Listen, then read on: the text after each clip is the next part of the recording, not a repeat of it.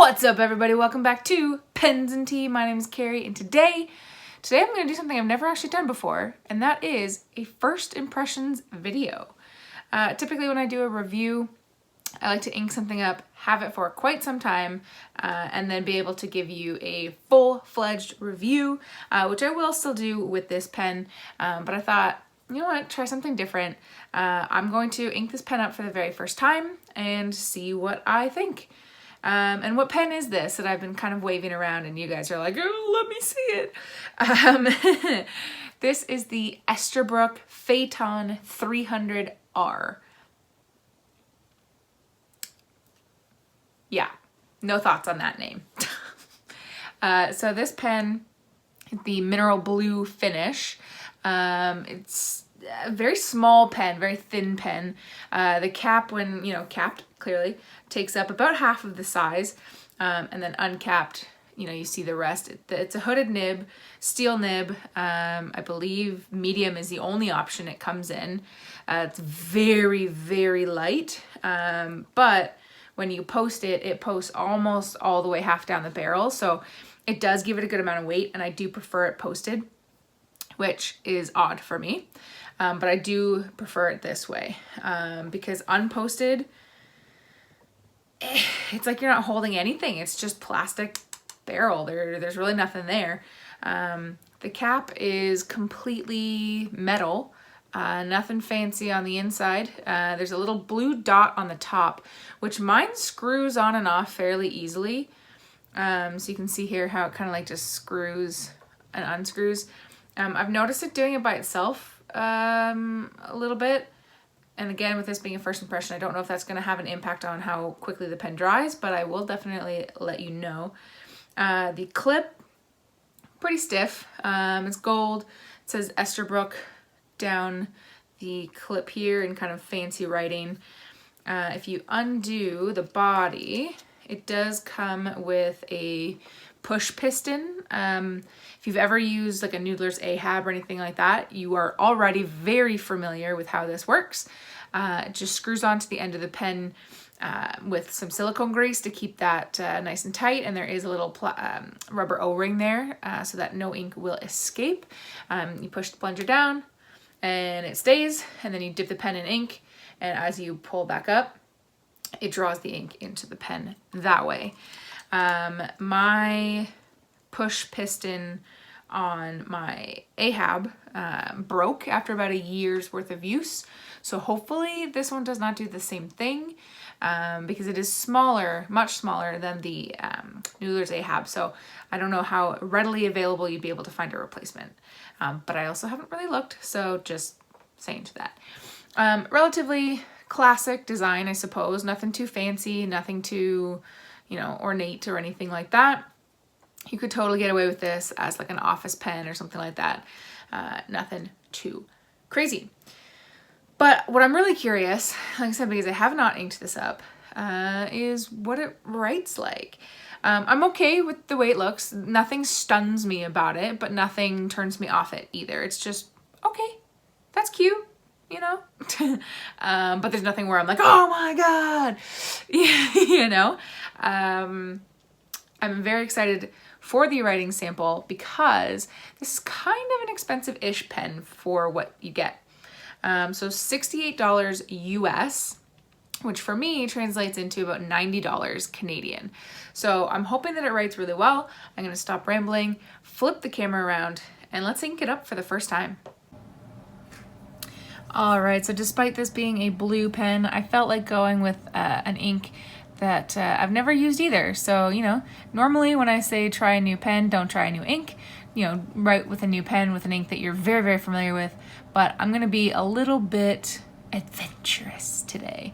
So I'm gonna put in some Robert Oster Crocodile Green. I picked this sample up at the same time as I picked this up. Yes, both from Goulet Pens. No, neither of them is sponsored. It's purchased with my own money, just for funsies. And it happened to be from Goulet Pens. All right, so we're gonna unscrew this barrel here, throw that aside. We're gonna push this down. So basically all you're gonna do is stick the pen in the tube until you get past this little nib area here. The convenience thing with hooded nibs is that you really only have to dip in about this far, whereas most pens you gotta dip in like this, right, to cover up that nib. So this one you don't really have to go too far. Now ordinarily I would not be doing this on camera, so it's gonna be a little more difficult, but let's just pull it up. All right, so on that first draw I got nothing. I could not see though if I was far enough down, but that is not something to be concerned about. If you put the pen in and you try to do a first draw and you get nothing, it just means that that barrel is full of air. So you see here now I got some. So I'm gonna push it all back in one more time and just do one more pull up. Now if you did it, you know, a few more times, you get rid of that air bubble there, but I'm not too concerned about it. I'm just gonna take the pen off camera for a moment and just do a little clean up, wipe off that barrel, get the excess off the nib. Yeah, I'm not too worried about it. Like I said, this is just the first inking. Should I decide later to continue using this ink with this pen, you know, I can fill it up again. Not too worried, and I'm not traveling with it, so I don't really care about a completely full pen. So that's how you ink it up. Nice and simple for that one. Let me grab a piece of paper and we shall test it out.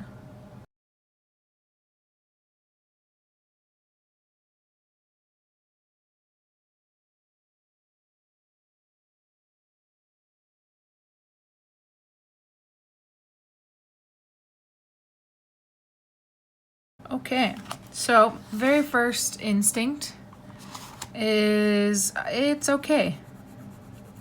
It drags a little bit on the paper. I feel like I have to put a little bit more pressure down than I'm used to. That said, the pens I've been using as of lately are pens that I have modified to fit my style. So they're very wet pens, they're very smooth pens, so they glide a lot easier. And this seems to have a little bit of a drag. Zero line variation, which is to be expected with the hooded nib because the tines can't really separate. So how about some quick writing? It seemed to handle that okay.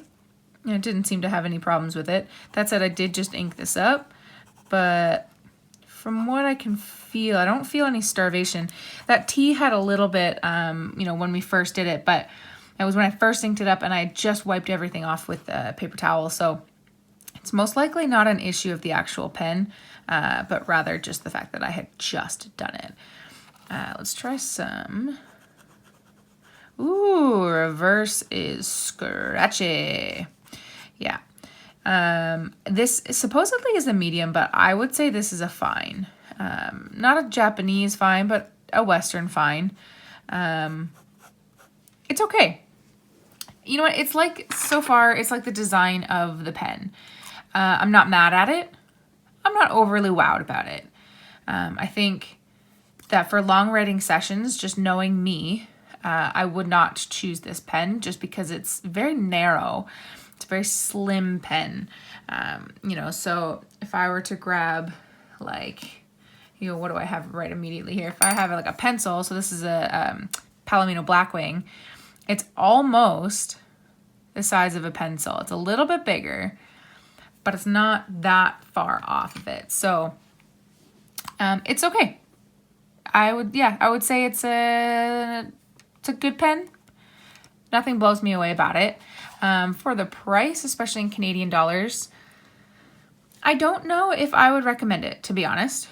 You know, but if you can find it on sale, secondhand, and or you're okay modifying some stuff on your own, you know, to adjust to your writing style, go for it. I do think that this would age very well, you know, as a good looking pen, but yeah. Anyways, those are my quick thoughts. If anything changes, I will do a full review.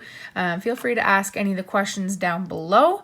Like that video if you liked it. Subscribe if you haven't. I am coming back full stop with all the goods. And guys, I'll see you next time. Bye.